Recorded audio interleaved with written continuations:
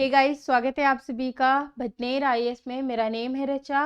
Good evening all of you. उम्मीद है आप सभी लोग एकदम बढ़िया होंगे। तो चलिए आप सभी को का स्वागत है और उससे पहले आप सभी को प्रेप टुडे के बारे में बताती हूँ। प्रेप टुडे में एक्चुअल में एक ऐसा प्लेटफॉर्म है जहाँ पर हम आप सभी को एसएससी एग्जाम्स की प्रिपरेशन करवाते हैं, जहाँ पर आपको maths, reasoning, English and current affair से रिलेटेड वीडियोस मिलते हैं। तो उसके लिए सब्सक्राइब करना है, प्लस जो भी न्यू व्यूवर हैं वो आप सभी लोग जो है वो भटनेर आईएएस को भी जरूर सब्सक्राइब करिएगा। आज से हम स्पेस टेक्नोलॉजी स्टार्ट कर रहे हैं। स्पेस टेक्नोलॉजी में पहले हम, जैसे कि आप सभी को पता है कि हम एक प्लान का ओवरव्यू देखते हैं कि एक्चुअल में हम क्या क्या पढ़ेंगे। तो पहले सेम वही ओवरव्यू डिस्कस कर लेते हैं स्पेस टेक्नोलॉजी का। तो देखिए, पहले हम स्पेस टेक्नोलॉजी में ये डिस्कस करेंगे कि एक्चुअल में स्पेस टेक्नोलॉजी है क्या, उसके एप्लीकेशंस क्या हैं, बेसिक कॉन्सेप्ट्स के बारे में देखेंगे, इसके एप्लीकेशंस के बारे में देखेंगे। एप्लीकेशंस में मोर फोकस रहेगा क्योंकि एप्लीकेशन जो है वो प्रीलिम्स के लिए तो इम्पॉर्टेंट होंगे ही, एज वेल एज जो है वो मेंस के लिए इम्पॉर्टेंट है क्योंकि आंसर राइटिंग प्रैक्टिस में आपको काम आएगा। प्लस इश्यूज के बारे में देखेंगे। आप सभी को पता है इश्यूज में हम आर्थिक, सामाजिक मुद्दे एंड उसके अलावा स्पेस टेक्नोलॉजी है, तो स्पेस टेक्नोलॉजी में प्रतिरक्षा, अंतरिक्ष, कचरा इतना ज़्यादा बढ़ रहा है, प्रदूषण बढ़ रहा है, उनके बारे में बात करेंगे। और फिर लास्ट में बात करेंगे कि इंडिया की पोजीशन क्या है, प्रेजेंट टाइम में इंडिया आखिर कहाँ स्टैंड कर रहा है। जो वर्ल्ड ऑर्गेनाइजेशन है वो किस तरीके से वर्क कर रहे हैं, इंडिया की जो स्पेस एजेंसीज है वो किस तरीके से वर्क कर रही हैं, प्रेजेंट टाइम में कहाँ स्टैंड करती है। देखिए, स्पेस टेक्नोलॉजी में, क्योंकि स्पेस टेक्नोलॉजी चूंकि जो है इसमें गवर्नमेंट्स के भी रोल आते हैं, गवर्नमेंट्स की भी पोजीशंस आती हैं, क्योंकि हम इंडिया की बात करेंगे तो ऑब्वियसली गवर्नमेंट्स के सक्सेस की भी बात करेंगे, प्लस फेलियर की भी बात करेंगे। यहाँ पे देखिए, एक चीज मैं पहले ही बहुत अच्छे से आप सभी को क्लियर करना चाहती हूँ कि आप सभी लोग कमेंट्स में मुझे हेट कमेंट्स बिल्कुल मत करिएगा। उसका रीजन देखिए बहुत सिंपल है कि जब हम स्पेस टेक्नोलॉजी पढ़ेंगे तो चाहे वो कोई भी रूलिंग पार्टी रही हो, हर रूलिंग पार्टी के टाइम पीरियड में कुछ ना कुछ इनिशिएटिव्स किए गए, कुछ ना कुछ प्रोग्राम्स किए गए। तो उनके जो फेलियर रहे हैं वो भी मैं बताऊंगी क्योंकि आप सभी को एग्जाम में लिखना है। कुछ अच्छे कार्य जो रहे हैं वो भी मैं बताऊंगी। तो 1 घंटे की क्लास में या 2 घंटे की क्लास में ये जज करने के पर्पज से बिल्कुल मत आइएगा कि मैम एक्चुअल में किस रूलिंग पार्टी को जो है वो सपोर्ट कर रही हैं या समर्थन कर रही हैं एंड किस पार्टी को नहीं कर रही। ये ऐसे भी बिल्कुल मत सोचिएगा कि एक्चुअली में जब मैंने देखिए कांग्रेस की बात होगी, जहां पर उस समय जो कांग्रेस के प्राइम मिनिस्टर्स रहे उनके बारे में बात करेंगे, प्लस बीजेपी में ये जो और भी रूलिंग पार्टी है उन सभी के बारे में बात करेंगे, डिटेल में बात करेंगे। तो यहाँ पे आप, ये मैंने स्टार्टिंग में ही आपको एकदम क्लियर कर दिया है कि जज करने का प्रयास मत करिएगा, ठीक है। ऐसे क्योंकि बहुत बार जब मैं स्पेस टेक्नोलॉजी पढ़ाती हूँ तो ये चीज़ें मुझे सफ़र करनी पड़ती हैं, आप लोगों से देखने को मिलती हैं। तो इसीलिए मैं पहले ही डिस्क्लेमर दे रही हूँ। अगर मैं नहीं बताती हूँ कि मुझे ऐसा फील होता है कि आपको क्या फील होगा अगर मैं ये सोचने में आती हूँ, कहीं ना कहीं आप सभी का ही नुकसान है। क्योंकि अगर मेंस में क्वेश्चन लिखने को आएगा तो मेंस में आपको जो है वो एक अच्छा क्वेश्चन लिखना है, पॉजिटिव वे में। उसका जो आंसर है उसका पॉजिटिव वे में आंसर लिखना है और सही तरीके से लिखना है, क्योंकि मार्क्स भी एक बढ़िया मार्क्स गेन करने हैं ना। तो चलिए स्टार्ट करते हैं। तो स्पेस टेक्नोलॉजी में हम पूरा स्टार्टिंग से लेकर और आज तक के जो भी इनिशिएटिव्स रहे हैं, जो भी कार्यक्रम रहे हैं, जो भी सैटेलाइट्स लॉन्च की गई, जो भी लॉन्च व्हीकल्स हुए हैं, इंडियन स्पेस प्रोग्राम, सभी के बारे में बात करेंगे।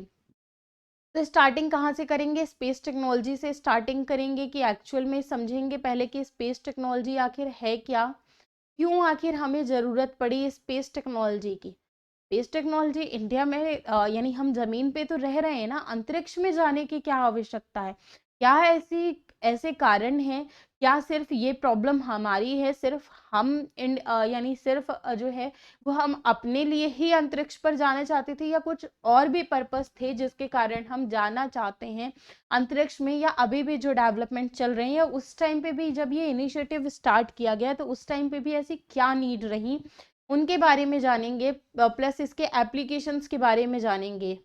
और जब हम एप्लीकेशन की बात करेंगे तो इसमें देखिए प्रेजेंट टाइम में इसका एरिया क्या है, किस तरीके से ये स्टैंड करता है, इसके डेवलपमेंट कितने हुए हैं, क्या क्या डेवलपमेंट आज तक के प्रेजेंट टाइम में जो है जब से हमारा देश जो है वो आज़ाद हुआ है, या जब से स्पेस प्रोग्राम स्टार्ट किया गया, तब से आज तक के क्या डेवलपमेंट रहे हैं, क्या इसके एक्सप्लोरेशंस रहे हैं, क्या मिलिट्री इनिशिएटिव्स रहे हैं, उन सभी के बारे में हम जानेंगे इसके एप्लीकेशंस में। ठीक है, हिंदी में भी जैसे अगर हम बात करें, तो हिंदी में भी इसके एप्लीकेशंस वगैरह के बारे में बात करेंगे। अभी मैं बेसिक कॉन्सेप्ट्स में बताऊंगी कि बेसिक कॉन्सेप्ट्स में हम क्या क्या पढ़ेंगे, प्लस एप्लीकेशंस में क्या पढ़ेंगे, इश्यूज में क्या क्या देखेंगे, इंडिया की पोजीशन क्या है वो भी प्रेजेंट टाइम में देखेंगे। तो सभी के बारे में देखेंगे, एक एक करके मैं बताते चलूंगी आप सभी को। उसके बाद फिर हम एक, जैसे हर सब्जेक्ट को स्टार्ट करने से पहले एक स्पेस टेक्नोलॉजी, या जैसे हमने बायोटेक्नोलॉजी देखा था, तो बायोटेक्नोलॉजी का एक ओवरव्यू हमने देखा था ना, कि आखिर हम क्या क्या पढ़ेंगे, क्या है उसका ओवरव्यू, क्या है स्टैंड। तो सेम वैसी ही स्पेस टेक्नोलॉजी में पढ़ रहे हैं। फिर इंडियन स्पेस प्रोग्राम की बात करेंगे। इंडियन स्पेस प्रोग्राम में जितने भी साइंटिस्ट ने वर्क किया, जिनका सभी का योगदान है, उन सभी को समझने का प्रयास करेंगे कि क्या उनका रोल रहा है, क्या उनकी इम्पोर्टेंस है। तो इंडियन स्पेस प्रोग्राम के बारे में देखेंगे, स्टार्टिंग के ईयर के बारे में बात करेंगे कि इसके फॉर्मेटिव ईयर्स क्या रहे हैं। तो स्टार्टिंग में जब ये स्टार्ट हुआ, तो किस तरीके से स्टार्ट हुआ समझने का प्रयास करेंगे, कि क्या लेट बिगनिंग थी, या अर्ली बिगनिंग थी, या फिर टाइम पर स्टार्ट हुआ। तो बहुत ही इंटरेस्टिंग होगा। डोंट वरी, स्पेस टेक्नोलॉजी में आप सभी लोगों को बहुत मज़ा आएगा। ठीक है। एंड प्रेजेंट टाइम में ये भी देखेंगे कि how this programme stand today, यानी प्रेजेंट टाइम में। और फिर ये भी देखने का प्रयास करेंगे कि स्पेस प्रोग्राम कहाँ है, प्लस आज हमारी तरफ से या इंडिया की तरफ से क्या इनिशिएटिव्स लिए गए, आज जो हमारा स्पेस प्रोग्राम है वो कहाँ तक पहुँचा है। प्लस फ्यूचर प्लान भी देखेंगे कि स्पेस प्रोग्राम के फ्यूचर प्लान्स क्या हैं।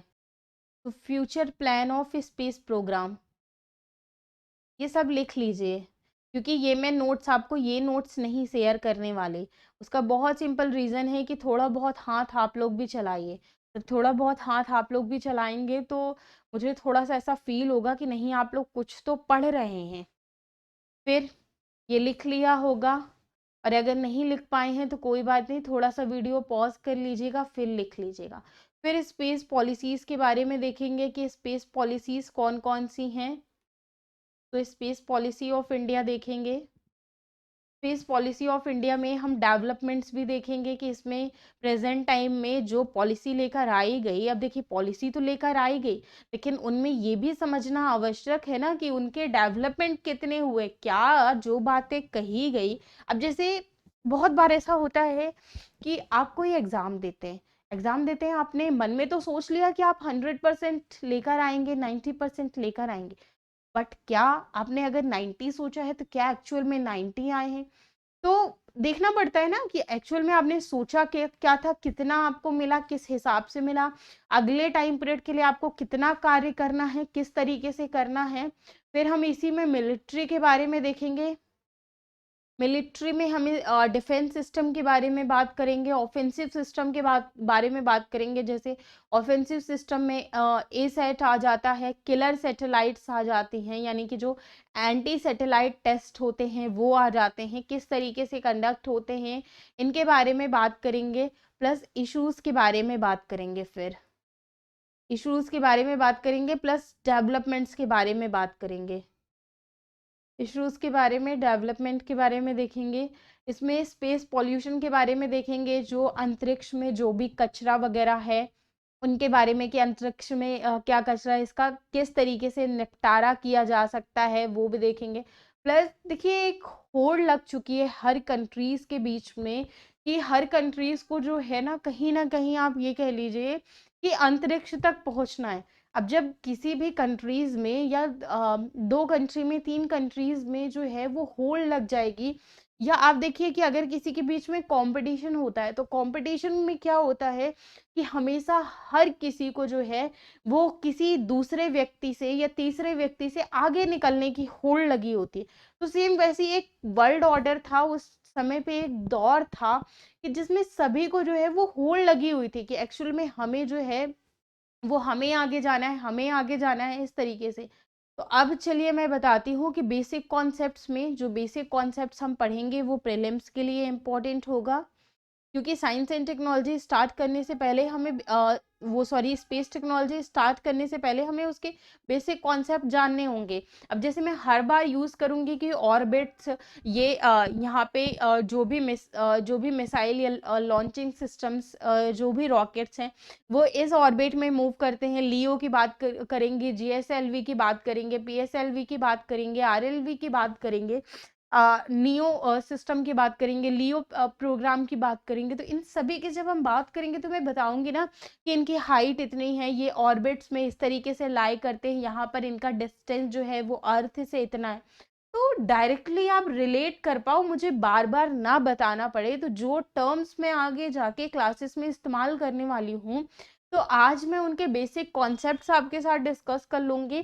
फिर उसके बाद हम एप्लीकेशंस पे, इश्यूज में एंड इंडिया की पोजीशन में पहुंचेंगे, तो आप बहुत ही इजीली समझ पाएंगे। प्लस इसरो के प्रोग्राम्स के बारे में, इसरो की कुछ अलग अलग एजेंसी हैं, उनके तहत कुछ और भी सिस्टम्स, कुछ और भी हम कह सकते हैं कि प्रयोगशालाएं बनाई गई, उनके बारे में आज ही की क्लास में देख लेंगे। तो बेसिक कॉन्सेप्ट्स में पहले जो है वो मैं कार्बन लाइन के बारे में बताऊंगी। अभी जब हम आउटर स्पेस ट्रीटी पढ़ेंगे तो उसमें मैं कार्बन लाइन का जिक्र करूंगी, यह आज का हमारा पहला ही टॉपिक होगा। कार्बन लाइन के बारे में बताऊंगी, प्लस ऑर्बिट्स के बारे में बताऊंगी कि ऑर्बिट क्या होते हैं, कितने टाइप के होते हैं, यानी जो कक्ष होते हैं वो कक्ष क्या होता है, कितने प्रकार के होते हैं। तो ऑर्बिट के बारे में देखेंगे, प्लस इसके टाइप्स के बारे में देखेंगे। चलिए अभी एक ही पेज हमारे पास खाली बचा हुआ है, तो यहीं पे इसीलिए और बता देती हूँ। ऑर्बिट्स मैंने बता दिया, प्लस जो है वो हम प्रयोजन यान के बारे में देखेंगे और उपग्रह की संरचना देखेंगे। तो इसमें हम बेसिकली पीएसएलवी, जीएसएलवी सभी के बारे में बात करेंगे एंड उपग्रह की संरचना, उपग्रह की संरचना के बारे में बात करेंगे। वहीं अगर इसके एप्लीकेशंस की बात करें तो एप्लीकेशंस में हम क्या क्या पढ़ेंगे, ये अपनी कॉपी में लिखते जाइएगा, बस आराम से बैठिएगा मत, क्योंकि ये बहुत इम्पॉर्टेंट है। तो एप्लीकेशंस में हम रिमोट सेंसिंग सैटेलाइट के बारे में बात करेंगे, रिमोट सेंसिंग सैटेलाइट के बारे में बात करेंगे। फिर सैटेलाइट कम्युनिकेशन के बारे में बात करेंगे, सैटेलाइट कम्युनिकेशन किस तरीके से होता है। प्लस मौसम अध्ययन के बारे में भी बात करेंगे कि कुछ सिस्टम्स इस तरीके से डेवलप किए गए हैं कि मौसम की जो हमें जानकारियां हैं वो मौसम की जानकारियां दे सकें। प्लस इश्यूज एंड कंसर्न्स के बारे में देखेंगे कि प्रेजेंट टाइम में इश्यूज क्या क्या हैं और उसके कंसर्न यानी प्रोज एंड कॉन सभी के बारे में हम डिस्कस करेंगे। तो इश्यूज या अगर हम कंसर्न्स की बात करते हैं तो आर्थिक कंसर्न हो सकता है, यानी आर्थिक मुद्दा हो सकता है, आर्थिक मुद्दा हो सकता है, सामाजिक मुद्दा हो सकता है, या आप एक एक करके लिख लीजिएगा। दूसरा जो है वो सामाजिक मुद्दा हो गया। तीसरा जो है वो प्रतिरक्षा हो सकता है, प्रतिरक्षा प्रणाली के बारे में देखेंगे। वहाँ पे अभी बस आप लिख लीजिए, डोंट वरी, मैं प्रतिरक्षा प्रणाली के बारे में बताऊंगी कि एक्चुअल में प्रतिरक्षा प्रणाली क्या है। प्लस अंतरिक्ष कचरे और प्रदूषण के बारे में देखेंगे, अंतरिक्ष कचरे के बारे में देखेंगे, या फिर अंतरिक्ष जो प्रदूषण है उसके बारे में देखेंगे, और अंतरिक्ष में भीड़ भाड़ के बारे में देखेंगे। अंतरिक्ष में भीड़ भाड़ क्या है उसके बारे में देखेंगे। एंड जो हमारा लास्ट टॉपिक होगा वो होगा इंडियाज पोजीशन। इंडियाज पोजीशन में हम इसरो के बारे में पूरा डिटेल में पढ़ेंगे कि इसरो क्या है, किस तरीके से वर्क करता है, क्या है ये बॉडी, क्या ये गवर्नमेंट बॉडी है, गवर्नमेंट किस तरीके से फंड करती है, क्या है वो पूरा। प्लस इंटरनेशनल कोऑपरेशंस के बारे में भी यहाँ पे देखेंगे, इंटरनेशनल कोऑपरेशंस के बारे में देखेंगे। इंटरनेशनल कोऑपरेशंस में हम फ्रांस के बारे में, यूएस के बारे में, रशिया के बारे में, तीनों के बारे में डिस्कस करेंगे। फ्रांस, यूएस एंड रशिया, इन सभी के बारे में डिस्कस करेंगे। प्लस स्पेस डिप्लोमेसी के बारे में बात करेंगे कि स्पेस जो प्रोग्राम है उसमें हमारी क्या डिप्लोमेसी है उसके बारे में बात करेंगे। तो ये सारे टॉपिक हैं, ये आपके पास हमारे एक प्रोग्राम का, ये हमारी आने वाली क्लासेस का आप सभी के पास एक ओवरव्यू रहेगा। ठीक है, चलिए अब करें शुरू। अब स्टार्ट करते हैं आज के अपने मेन टॉपिक से। आउटर स्पेस ट्रीटी के बारे में देखना है। उससे पहले एक जनरल इंट्रोडक्शन हो जाए स्पेस टेक्नोलॉजी के बारे में। मेरे बारे में नहीं, मेरे बारे में आप सभी लोग जानते हैं। आज का हमारा ये फर्स्ट लेसन है, तो इसके बारे में ओवरव्यू तो होना ही चाहिए ना। अभी तो ये अब आप सोचेंगे कि अच्छा अभी क्या ओवरव्यू आपने दिया, ये आने वाले हमारे प्रोग्राम्स का ओवरव्यू है कि इसमें ये टॉपिक हम पढ़ेंगे। अब मैं आपको ओवरव्यू दूंगी स्पेस साइंस के बारे में, स्पेस टेक्नोलॉजी के बारे में। क्योंकि देखिए, जब हम किसी भी चीज को पढ़ते हैं तो पहले साइंस आया, फिर टेक्नोलॉजी आई। कैसे? क्योंकि जब मैंने स्टार्टिंग की क्लास ली थी तो मैंने साइंस एंड टेक्नोलॉजी एंड जब मैं जनरल साइंस में आप सभी को डिफरेंस बता रही थी, तो उसमें मैंने आप सभी को क्या बताया था, उसमें मैंने आप सभी को बताया था कि जो जनरल साइंस एंड टेक्नोलॉजी में जो बेसिक डिफरेंस है, उसमें जनरल साइंस में हम अपनी लाइफ साइंस के बारे में बात करेंगे जो डेली हम जी रहे, और साइंस एंड टेक्नोलॉजी में हम क्या बात करेंगे, हम अप्लाइड साइंस के बारे में बात करेंगे। जिस साइंस को हम पढ़ते हैं, पढ़ना एक अलग चीज हो गई, बट उसे अपनी डेली लाइफ में अप्लाई करना, उससे चीजें हेल्प लेना। अब जैसे अगर हम आप रोबोट की बात करते हैं, रोबोट आपका सारा कार्य करके दे रहा है एक तरीके की वो टेक्नोलॉजी, लेकिन कहीं ना कहीं हम उसे अपनी डेली लाइफ में अप्लाई कर रहे हैं ना। फ्रिज हो गया, टीवी हो गई, ऐसी बहुत सारी चीजें हैं, ये क्या है, एक तरीके की टेक्नोलॉजी है। तो पहले साइंस आई, पहले हमने बनाना वगैरह सारा कुछ सीखा, फिर फिर क्या है, एक टेक्नोलॉजी आई जिसके हेल्प से जो है वो हमारी डेली लाइफ की नीड्स जो है वो फुलफिल होती है। तो सेम वैसे ही जब हम अंतरिक्ष प्रौद्योगिकी की बात करते हैं, तो अंतरिक्ष प्रौद्योगिकी जो है वो अंतरिक्ष विज्ञान से आया। पहले विज्ञान को खोजा गया, पहले साइंस खोजा गया, पहले पता लगाया गया कि अच्छा अंतरिक्ष भी नाम की कोई चीज है, इसमें ये होता है, ऐसे घटक है, ऐसे कंपोनेंट्स है। जब उन सभी के बारे में बताया गया, तो फिर एरोस्पेस इंडस्ट्री के द्वारा स्पेस फ्लाइट्स, उपग्रह, अंतरिक्ष अन्वेषण, इन सभी को यूज करने के लिए उपग्रह वगैरह थे, किसी के द्वारा बनाए नहीं गए, नेचुरली थे, बट इनसे इंफॉर्मेशंस लेने के लिए क्या किया गया, एक टेक्नोलॉजी का विकास किया गया। और जब हम अंतरिक्ष प्रौद्योगिकी के अंतर्गत अगर हम देखें, तो काफी तरीके के अंतरिक्ष यान को हम भेजते हैं। कैसे? कुछ कृत्रिम उपग्रह होते हैं, कुछ टाइप के अंतरिक्ष स्टेशन हो गए, अंतरिक्ष अनुसंधान हो गए, इन सभी को जो है वो स्पेस टेक्नोलॉजी में शामिल किया जाता है। स्पेस टेक्नोलॉजी में जो मेन जो स्पेस टेक्नोलॉजी के अंतर्गत जो है वो तीन तरीके के जो है वो अंतरिक्ष यान होते हैं। कौन कौन से? कृत्रिम उपग्रह, उसके बाद अंतरिक्ष स्टेशन एंड अंतरिक्ष अनुसंधान।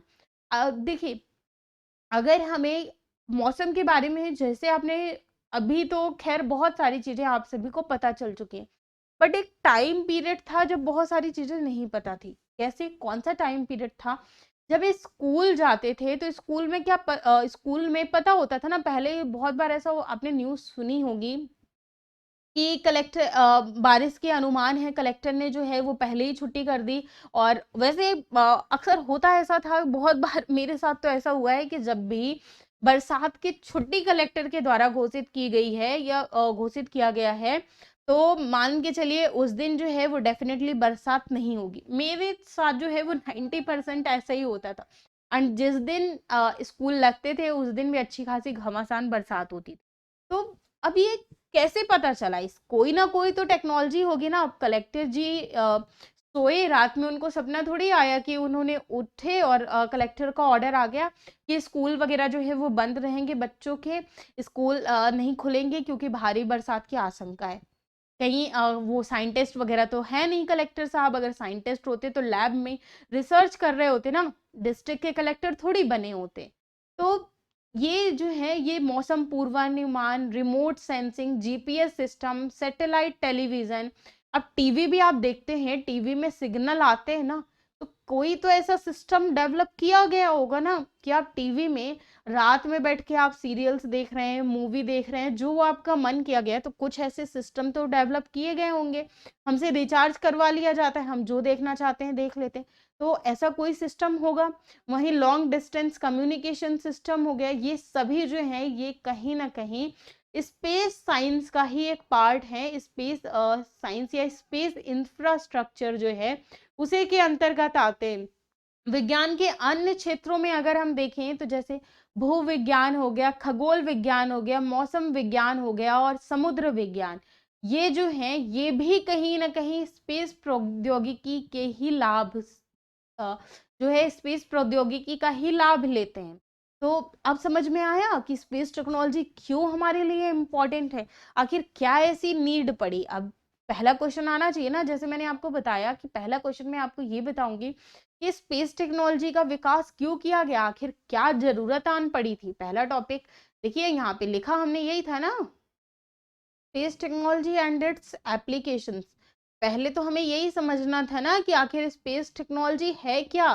फिर जब आपके दिमाग में आ रहा होगा कि बेसिक कॉन्सेप्ट्स, तो बेसिक कॉन्सेप्ट्स में भी याद रखिए कि बेसिक कॉन्सेप्ट्स में मैंने आप सभी को क्या लिखवाया, कैरमन लाइन ऑर्बिट्स वगैरह के बारे में लिखवाया, तो इसके बारे में भी डोंट वरी हम पढ़ेंगे अभी। तो अब हम स्पेस टेक्नोलॉजी आप समझे कितना ज़्यादा इम्पोर्टेंट है हमारे लिए। अब वहीं जैसे हम अंतरिक्ष स्पेस की बात करते हैं तो खगोल विज्ञान के अकॉर्डिंग जो है वो, जब खगोल विज्ञान में रिसर्च किए गए तो उसके अकॉर्डिंग बताया गया कि अंतरिक्ष जो है वो एक थ्री डायमेंशनल क्षेत्र है, यानी उसका जो डायरेक्शन है, जो डायमेंशनल है।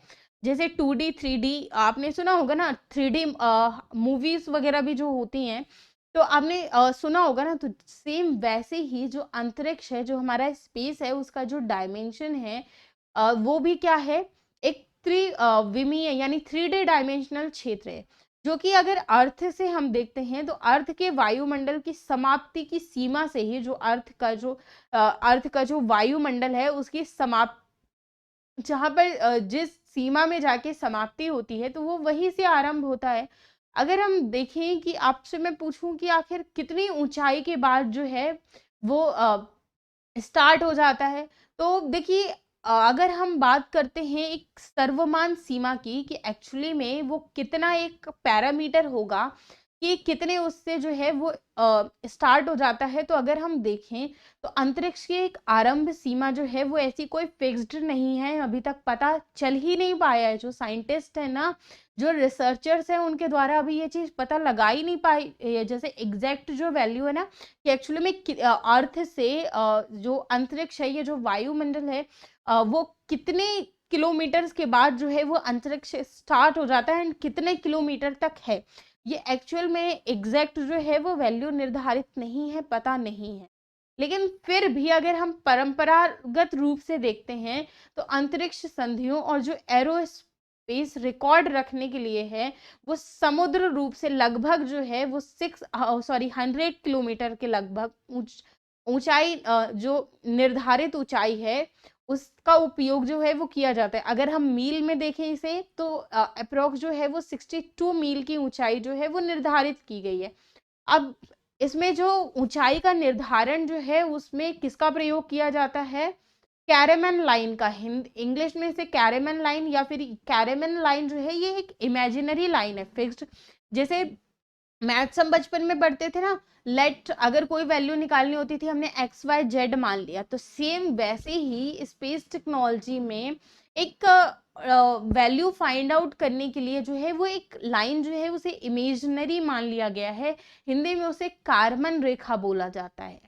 तो उस कार्बन रेखा का बेसिकली उपयोग किया जाता है। अब कार्बन रेखा का प्रयोग इसलिए भी किया जाता है क्योंकि कार्बन रेखा को जो है वो फेडरेशन एरोनॉटिक्स इंटरनेशनल के द्वारा मान्यता प्राप्त है। और ये जो फेडरेशन एरोनॉटिक्स जो इंटरनेशनल है, ये एक प्रकार का जो है वो अंतरिक्ष विज्ञान के लिए अंतरराष्ट्रीय मानक और निर्धारण, एक मेजरमेंट सिस्टम जो है वो मानक डिसाइड किए जाते हैं ना कि इतना मानक जो है, अब जैसे किलोग्राम वगैरह या जो ग्राम वगैरह हो गया ना, वो एक स्टैंडर्ड यूनिट, इंटरनेशनल यूनिट है। तो सेम उसी तरीके से एफआई एक तरीके का ऑर्गेनाइजेशन है जिसका फुल फॉर्म है फेडरेशन, हिंदी में भी इसे फेडरेशन एरोनॉटिक इंटरनेशनल ही बोला जाता है, इंपॉर्टेंट नहीं है, बस स्टार्टिंग का ओवरव्यू जो मैं लिख नहीं रही हूँ ना, वो समझिए कि अभी आपके लिए इंपॉर्टेंट, अभी ये सिर्फ एक कहानी है, चुपचाप बढ़िया बैठ जाइए और सुनते जाइए। ये सिर्फ एक कहानी है, इसमें अभी इंपॉर्टेंट कुछ नहीं है क्योंकि यहाँ से कभी भी क्वेश्चंस नहीं पूछे जाते हैं, ना ही कभी पूछे जाएंगे। ये एक बेसिक कॉन्सेप्ट है ताकि आगे की कहानी आप लिंक कर पाओ जब मैं आपको आउटर स्पेस ट्रीटी के बारे में बताऊं, तो इसीलिए ये जो इतनी बेहतरीन कहानी है वो मैं आपको सुना रही हूँ। तो एक इसके द्वारा जो है वो मानक जो है वो डिसाइड किया गया है, और इसे जो है the world air sports federation के नाम से भी जाना जाता है। तो याद रखिएगा। अब कहानी जो है वो समझ में आई।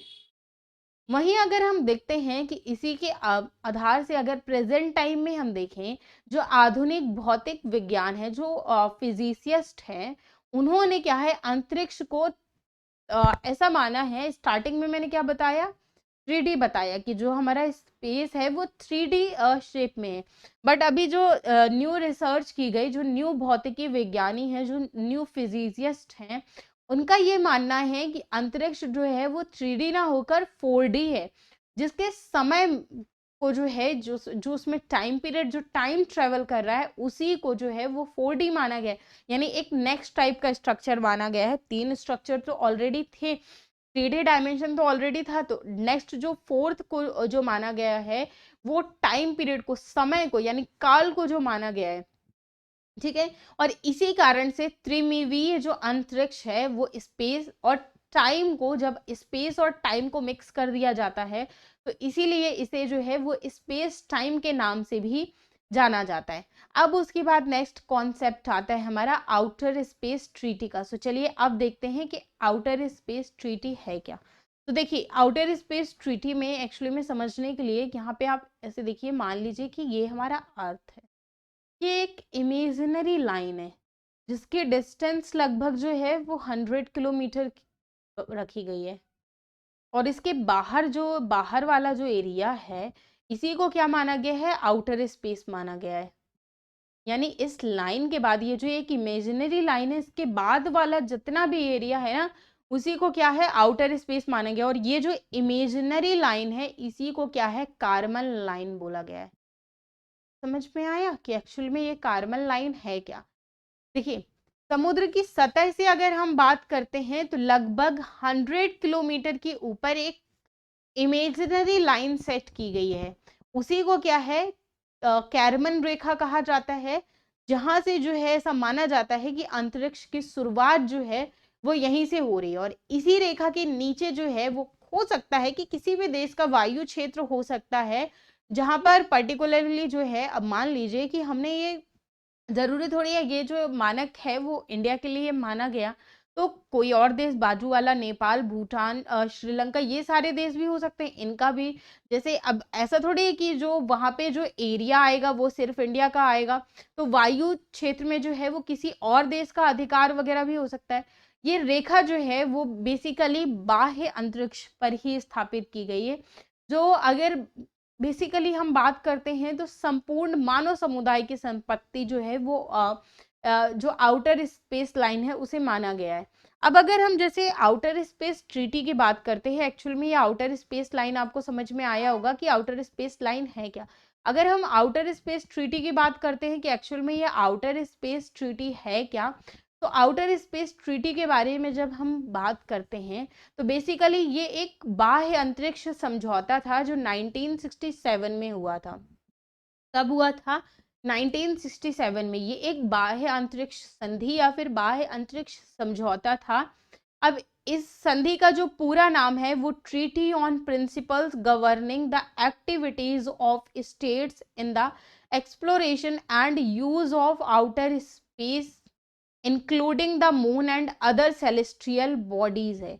ये जो आउटर स्पेस ट्रीटी नाम दिख रहा है ना, एक्चुअल में का ये इतना बड़ा जो है ये फुल फॉर्म है, याद नहीं करना है, डोंट वरी। तो चिंता की कोई बात है ही नहीं। अब इसमें कुछ पॉइंट्स की बात कही गई है, इस समझौते के क्या है इंपॉर्टेंट एंड मेन पॉइंट्स, उनके बारे में डिस्कस करते हैं कि आउटर स्पेस ट्रीटी क्या है। तो बेसिकली ये चंद्रमा और अन्य जो खगोलीय पिंड हैं उन सभी सहित बाह्य अंतरिक्ष के अन्वेषण और उपयोग के लिए जो भी राष्ट्र हैं, भागीदार राष्ट्र, जो भी सारे राष्ट्र हैं, उनको, उनकी जो भी एक्टिविटीज होंगी उनको निर्धारित जो है वो आउटर स्पेस ट्रीटी के तहत ही किया जाएगा। जैसे अंतरिक्ष जो है, अंतरिक्ष का कोई भी भूभाग, कोई भी जो खगोलीय पिंड वगैरह हैं, वो किसी एक विशेष राष्ट्र की संपत्ति नहीं है। यानी जो स्पेस है वो किसी एक राष्ट्र यानी किसी के पिताजी की संपत्ति नहीं है कि जिसका मन करेगा सिर्फ वही इस्तेमाल करेगा, ऐसा आउटर स्पेस ट्रीटी कहती है। एक्सप्लेन करने के लिए मैं इस टाइप के लैंग्वेज यूज़ कर रही हूँ कि आपको समझ में आ जाए। बट अगर कभी लिखने को आ जाए ना, वैसे तो यूपीएससी में नहीं आएगा, बट स्टेट पीसीएस भी आप देखते हैं देते हैं, तो कभी अगर पूछ लिया जाए कि आउटर स्पेस ट्रीटी क्या है, तो उसमें ऐसे मत लिख दीजिएगा कि जो फर्स्ट पॉइंट है ये कहती है कि आपकी ये पिताजी की संपत्ति नहीं है, हर देश इस्तेमाल कर सकता है। इसे मैं सिर्फ याद रखने के लिए कि आपको याद रह जाए कोर कॉन्सेप्ट, इसलिए बता रही हूँ। तो यहाँ पे ये कहा गया है कि किसी भी राष्ट्र की विशेष संपत्ति नहीं है। कोई भी जो भी देश है वो अन्वेषण करने के लिए और इसका शांतिपूर्ण प्रयोग करने के लिए, हाँ एक बात कही गई है कि आप प्रयोग करिए, कोई प्रॉब्लम नहीं है, लेकिन आपको प्रयोग जो है वो शांतिपूर्ण ढंग से करना पड़ेगा। ऐसा नहीं है कि आपका एकदम जैसे जिस तरीके से मन किया आपने एकदम जो है वो तबाही मचा के रख दी। एकदम आपका मन कर रहा है, आपने जो है वो एकदम मिसाइल्स पर मिसाइल जो है वो भेजे जा रहे हैं। आपको प्रयोग करना है, शांतिपूर्ण ढंग से करिए, कोई भी प्रॉब्लम नहीं है।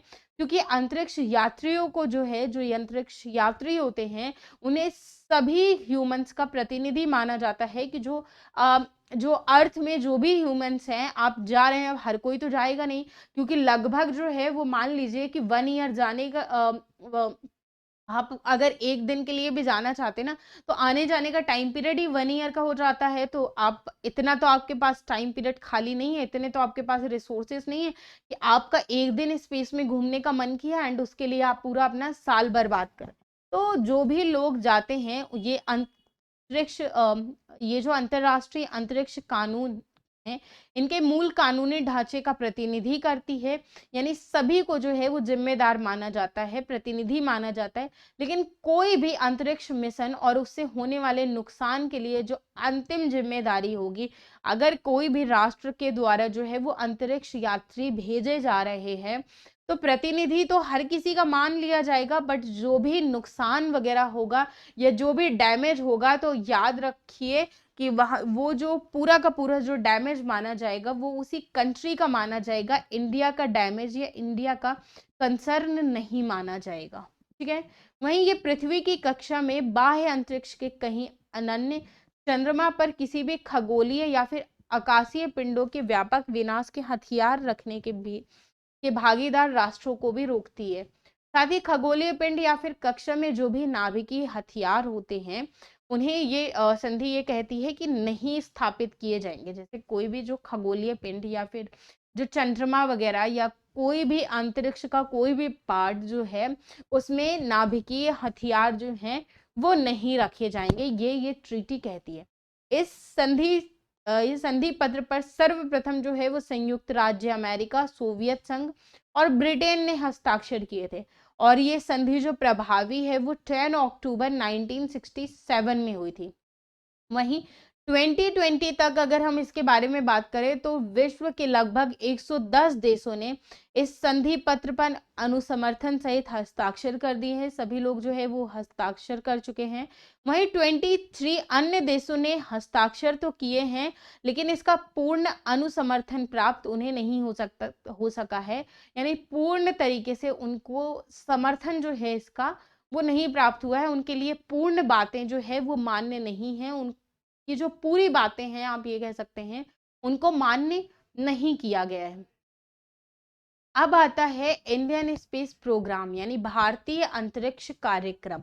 अब देखने का प्रयास करते हैं कि भारतीय अंतरिक्ष कार्यक्रम किस प्रकार से स्टार्ट हुआ, क्या क्या इनिशिएटिव्स लिए गए थे स्टार्टिंग में। तो चलिए देखने का प्रयास करते हैं भारतीय अंतरिक्ष प्रोग्राम यानी इंडियन स्पेस प्रोग्राम के बारे में। तो अगर बेसिक स्टार्टिंग की हम बात करते हैं, तो देखिए जो फर्स्ट टाइम में जो मिशन लॉन्च किया गया था वो किया गया था 1957 में स्पुतनिक 1। उसके बाद जो है, अगर इंडिया में स्टार्टिंग की बात करते हैं ना, तो टोटली ये स्पेस के रिलेटेड नहीं था। एक्चुअली में जो डॉक्टर एस.के. मित्रा थे, इन्होंने 1920s में ही वर्क स्टार्ट कर दिया था, बट कहीं ना कहीं वो मौसम विज्ञान से संबंधित था, स्पेस से संबंधित नहीं था। इसे सही ढंग से जो प्रोग्राम स्टार्ट किया गया था वो 1930s के टाइम पीरियड में, लेट 1930s में स्टार्ट किया गया था। जो कि doctor CV Raman and Meghnath Saha के द्वारा स्टार्ट किया गया था। किस तरीके से स्टार्ट किया गया, पूरी कहानी देखना चालू करते हैं इंडियन स्पेस प्रोग्राम के बारे में। देखिए, स्टार्टिंग जो है वो कर दी गई थी, बट हमें जो मेन कहानी देखनी है वो आज़ादी के बाद से देखनी है, क्योंकि सही मायने में जो हमारे प्रोग्राम्स वगैरह हैं वो उसी टाइम पर स्टार्ट हुए थे। कि किस तरीके से स्टार्ट हुए, 1940s में डॉक्टर होमी जहांगीर भाभा ने कार्य स्टार्ट किया। अगर हम स्टार्टिंग की जैसे बात करते हैं तो इन्होंने कार्य स्टार्ट किया, बट इन्होंने टोटली जो रिसर्च है वो स्पेस प्रोग्राम में नहीं स्टार्ट किया था। इनके द्वारा जो है वो 19 ये स्टार्टिंग के प्रोग्राम है। ये एक ओवरव्यू स्टार्टिंग में मैं आपको बता देती हूँ, फिर हम स्टार्ट करेंगे, पूरा मैं इंट्रोडक्शन बताऊंगी। उसके बाद 1940s में कार्य करना जो है वो डॉक्टर होमी जहांगीर भाभा के द्वारा किया गया। Homi Jahangir Bhabha and Vikram Sarabhai, doctor 1940s में इन दोनों के द्वारा कार्य जो है वो स्टार्ट किया गया। किस तरीके से स्टार्ट किया गया, क्या प्रॉब्लम आई, पूरे अभी देखेंगे। बस मैं एक स्टार्टिंग फेज बता रही हूँ किस किस तरीके से कार्य किए गए। उसके बाद 1962 में इसका पूरा अभी डिटेल हम जस्ट थोड़ी देर बाद देखने वाले हैं। ये एक्चुअल में पी है, ये आर नहीं है, पूरे ही काट देते हैं, यहाँ पे लिख देती हूँ। तो 1962 में इनको स्पार की स्थापना की गई। 1963 में थुमक की वो की गई। फिर 1969 में जाकर इसरो की स्थापना की जाती है। किस तरीके से की गई अभी पूरी कहानी डिटेल में पढ़ेंगे। फिर उसके बाद जो है वो 1972 में स्पेस कमीशन की स्थापना की जाती है।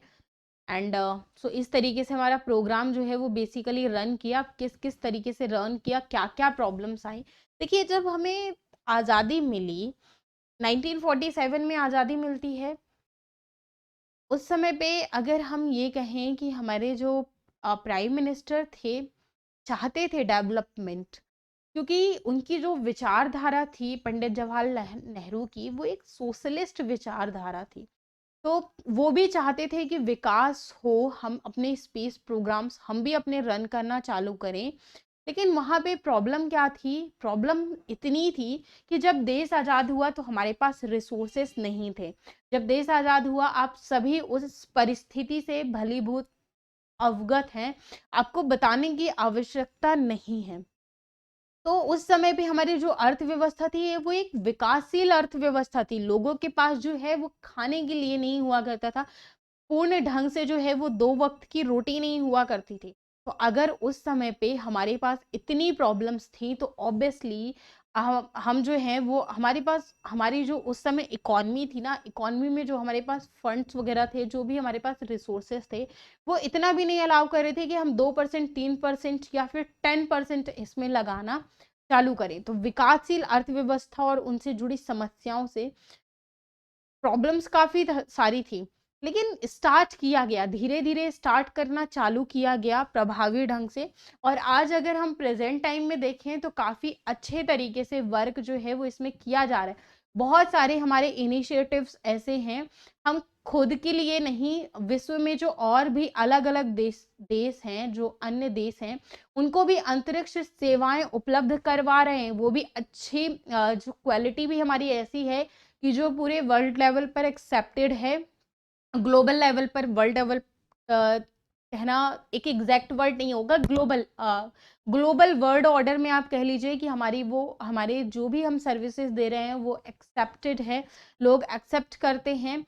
उसके अलावा जो दूसरी कंट्रीज हैं वो हमसे आप कह लीजिए कि हेल्प भी लेते हैं। तो एक विकास जो है वो किया गया, लेकिन आप कह लीजिए कि थोड़ा सा लेट किया गया या जल्दी किया गया। अगर मैं आपसे पूछूं कि जो हमने इंडियन स्पेस प्रोग्राम है, तो क्या हमने बहुत लेट स्टार्ट किया था या बहुत जल्दी स्टार्ट कर दिया था या बहुत टाइमली स्टार्ट कर दिया था। तो देखिए, लेट, टाइमली या अगर हम इंडिया के संदर्भ में देखते हैं तो कहीं ना कहीं इकॉनमी उस टाइम पे भी हमारी बहुत ज़्यादा इजाज़त नहीं दे रही थी, बट फिर भी शुरू किया गया क्योंकि स्टार्ट करना था। कुछ अचीव करने के लिए थोड़ा बहुत स्टार्टिंग जो है वो करनी पड़ती है।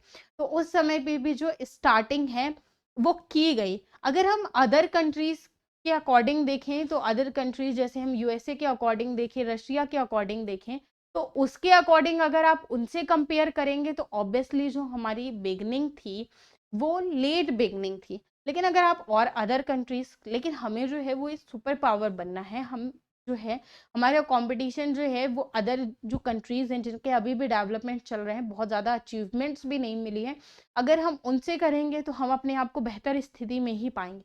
लेकिन जब हमें आगे बढ़ना होता है एंड मेहनत करनी होती है ना, तो हमें जो अपना कंपटीशन करना होता है वो जो ऑलरेडी हमसे आगे निकल चुकी हैं, जो आगे निकली हुई कंट्रीज हैं, उनसे करते हैं।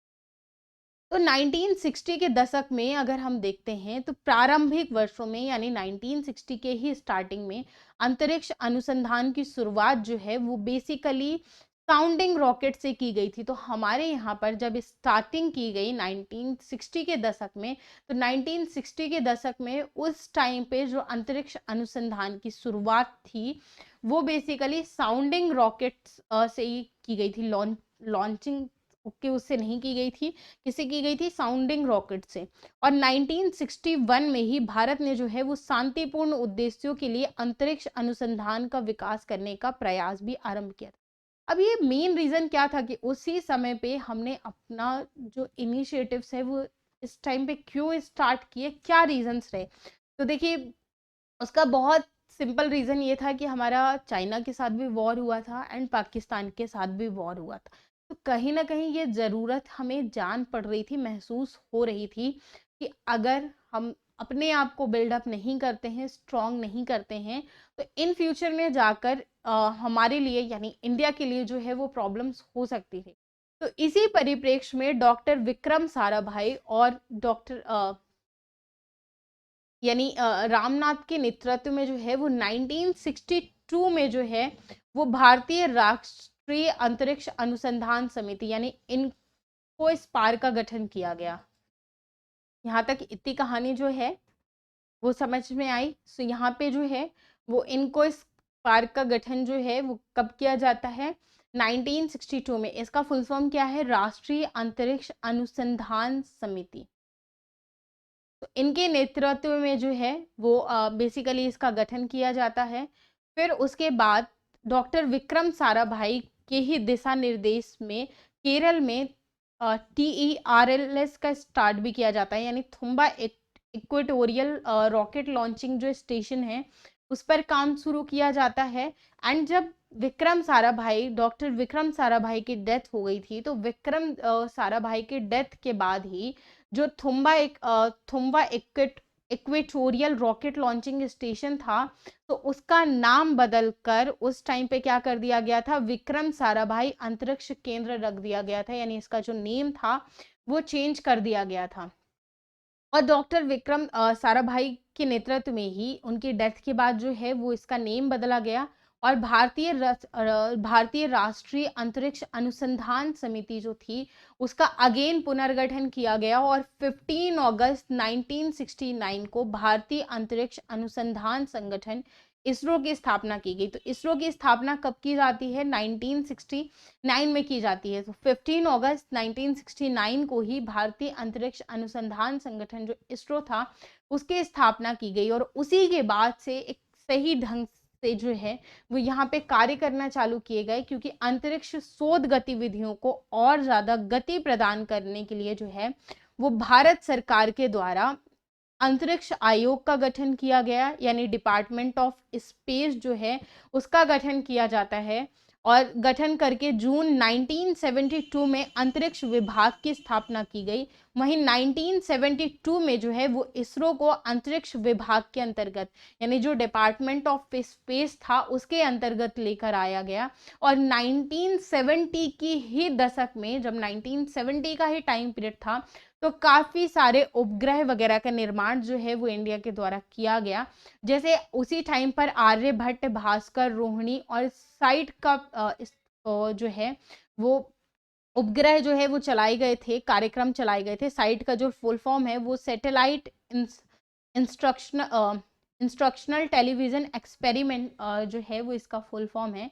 तो उसी टाइम पे ये कार्यक्रम जो है वो चलाए गए। अगर साइट की बात की जाए ना, तो उस समय पे यानी जो 1975 एंड 1976 का जो दौर था, उसमें वर्ल्ड लेवल पर अगर हम बात करते हैं तो सबसे बड़े टेक्नो सोशल एक्सपेरिमेंट के रूप में सामने आया था। उस समय पे इंडिया के द्वारा नो डाउट कहा जाता है ऐसा कि लेट बिगनिंग की गई, लेकिन लेट बिगनिंग के साथ साथ रन अप जो है वो बहुत ज़्यादा तेजी से किया गया, विकास जो है वो काफ़ी ज़्यादा तेजी से किया गया। और इसी के बाद में ही साइट ने जब इतने बढ़िया तरीके से कार्य किया 1975-1976 के दौरान, तो उसी के बाद इसरो तथा डाक एवं तार विभाग की एक संयुक्त परियोजना जो उपग्रह दूरसंचार परीक्षण परियोजना थी, उसकी शुरुआत की गई। तो किसके बाद की गई थी? साइट के बाद। साइट जो है वो सही तरीके से वर्क किया, क्योंकि देखिए हमारे पास उस समय भी इतने रिसोर्सेस नहीं थे ना, कि उस समय पे हमारे वो साइंटिस्ट वगैरह रहे हैं कि अगर हम नासा वगैरह या वगैरह, अगर रसिया वगैरह की या फिर आप उनकी बात कर लीजिए, अदर कंट्रीज के अगर हम साइंटिस्ट की बात करते हैं, तो वो टाइम पीरियड था जहां एसी में बैठकर कार्य करते थे। एंड अगर हमारे साइंटिस्ट की बात की जाए तो मई जून में आपको खुद को पता है कि कितनी ज़्यादा गर्मी होती है, तो हमारे साइंटिस्ट जो है वो उस टाइम पर गर्मी में कार्य करते थे। एंड उनकी जो मेहनत है वो भी बिल्कुल ऑब्वियसली रंग लाई, क्योंकि जब उसको स्थापित किया गया इसरो को, एंड उसके कुछ टाइम बाद ही काफ़ी सारे कार्यक्रम जो है वो काफ़ी ज़्यादा सक्सेसफुल रहे। और इन्हीं कार्यक्रमों की सभी की सफलता के बाद 1980 के दशक में जो है वो संरचनात्मक युग बना, और उसी टाइम पर इनसेट और आईआरएस जैसे उपग्रह जो थे वो उसी टाइम पर इन्हें चलाया गया था। अगर इनसेट और आईआरएस जो बात करते हैं, ये इसरो के एक मेन लीड प्रोग्राम थे, जिसमें इसरो जो था वो काफ़ी ज़्यादा मेहनत कर रहा था, सही तरीके से वर्क जो है वो इसमें चल रहा था।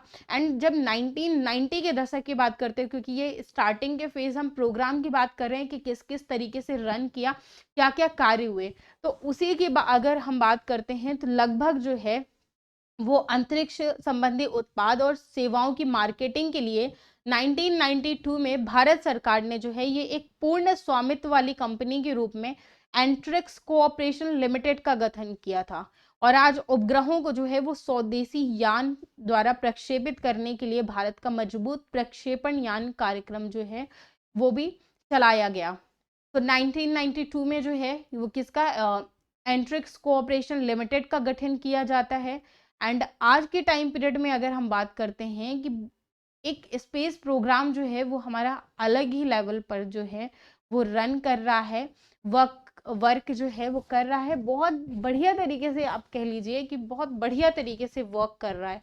तो उसके बाद जो नेक्स्ट आ जाता है वो आ जाता है इसरो के प्रमुख केंद्र, जिनके बारे में कहानी जो है वो हम कल की क्लास में डिस्कस करेंगे कि जो इसरो के प्रमुख केंद्र हैं वो कौन कौन से हैं। प्लस कल की क्लास में फिर हम ऑर्बिट्स वगैरह से अपनी कहानी स्टार्ट करेंगे कि ऑर्बिट्स क्या होते हैं। फिर आगे की पूरी कहानी जो है वो कल के सेशन में ऑर्बिट्स कितने टाइप के हैं, टाइप्स, फिर सारी चीज़ें जो है वो कल की क्लास में हम देखेंगे। सो आज की क्लास में अगर आपको कोई भी डाउट होता है, यहाँ पे इंडियन स्पेस प्रोग्राम जो है एक ओवरव्यू जो था वो हमारा, वो हमने आज की क्लास में देखा। नेक्स्ट चीज़ें जो है वो हम कल की क्लास में पढ़ेंगे। अगर आप सभी को किसी को भी कोई भी डाउट होता है इस क्लास में, सो कमेंट सेक्शन में ज़रूर पूछ लीजिएगा। मिलते हैं हम आपसे नेक्स्ट सेशन में। इन सभी के वीडियोज़ एंड लेक्चर नोट्स जो है वो आप सभी को भटनेर आईएएस के ऐप पर मिलेंगे। सो जाइए भटनेर आईएएस का ऐप डाउनलोड करिए, एंड सेशंस को लाइक शेयर एंड सब्सक्राइब करना ना भूलें। मिलते हैं नेक्स्ट सेशन में। Thank you so much.